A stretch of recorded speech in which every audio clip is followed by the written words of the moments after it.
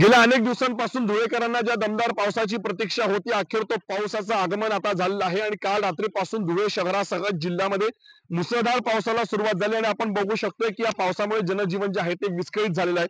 शहराच्या लहान पुलावरती मी आता आहे आणि या ठिकाणी मोठ्यावरती वर्दळ असते, मात्र पावसामुळे ही वर्दळ मोठ्या प्रमाणावरती कमी झाल्याचं चित्र पाहायला मिळतंय। गरज असेल तरच नागरिक घराबाहेर पडतायत आणि असं असताना या पावसामुळे सर्वसामान्य नागरिकांसह शेतकऱ्यांमधून देखील समाधान व्यक्त होत आहे।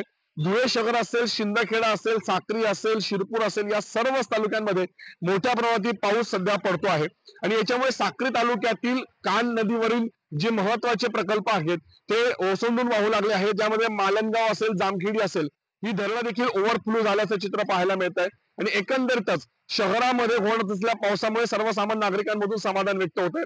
शहराला पाणी पुरवठा करणाऱ्या नकाणे तलावात सुद्धा 20 MCFT पेक्षा जास्त पाणीसाठा निर्माण झाला, तर अक्कलपाडा धरणात सुद्धा 400 MCFT इतका जलसाठा सद्यस्थितीत निर्माण झालाय।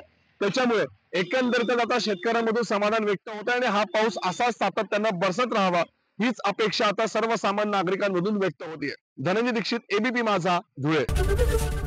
एबीपी माझा, उघडा डोळे बघा नीट।